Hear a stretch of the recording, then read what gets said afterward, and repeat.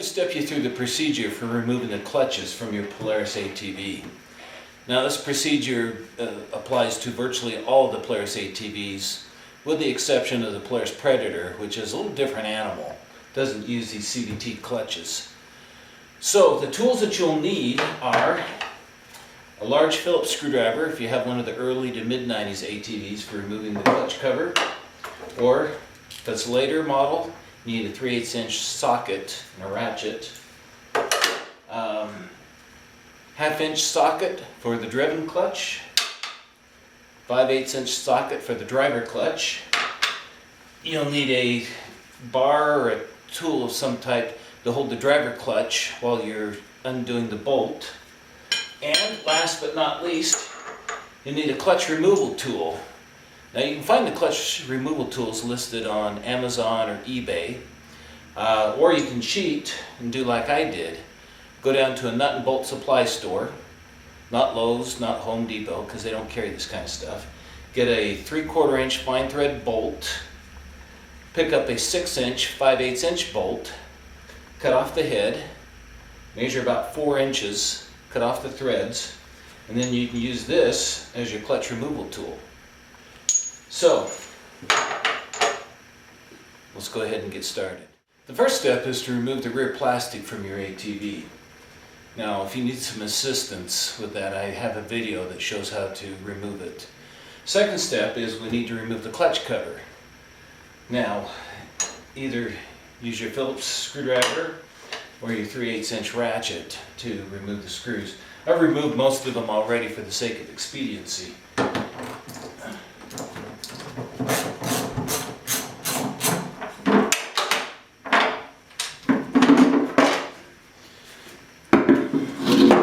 Remove the cover, set it aside. Next, remove your drag belt.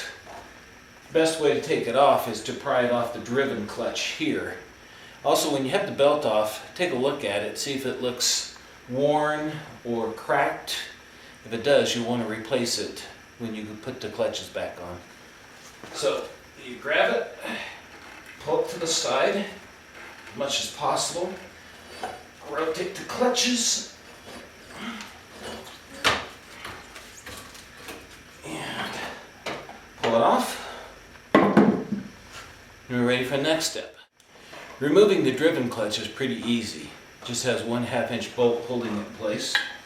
I kind of pre-loosened this, so it should be fairly easy.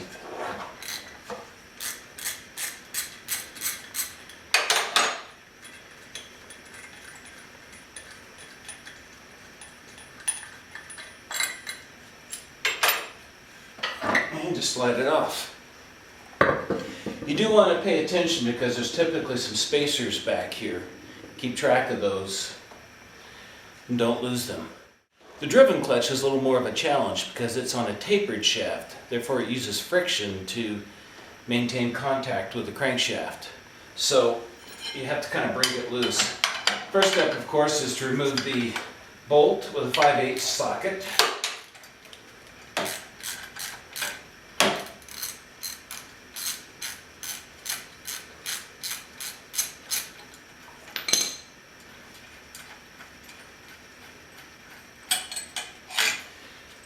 Look for this little plastic spacer, keep track of it, and then we'll move to the next step, actually removing the clutch. Now is where your clutch removal tool comes into play. In my case, I put the shaft in.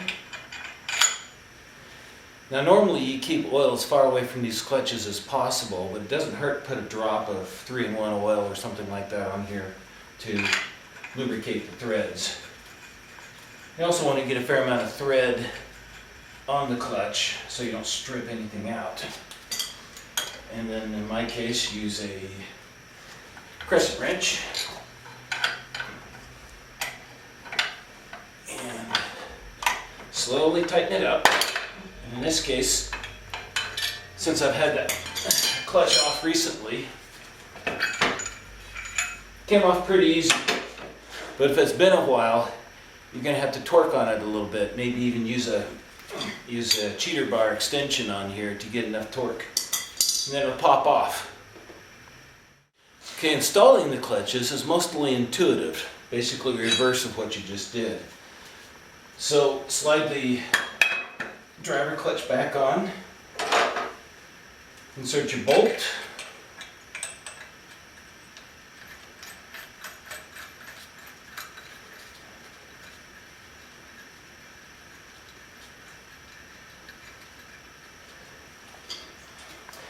.5/8" socket, and your bar for bracing it. Now, when you put this on, you do want to make it fairly snug because it does use friction to stay tight on the crankshaft. So, something like that. The driven clutch has splines on it, so sometimes when you go to put it on, the splines don't quite align. So just pull it off, put it on a couple of times till it goes all the way in. And use your 1/2" socket, tighten up the driven clutch.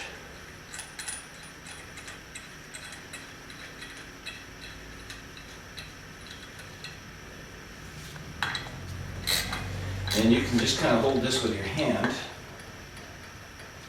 Just needs to be snug. Then reinstall your belt. Again, start from here and work it around the driven clutch, pulling down on the belt to rotating it.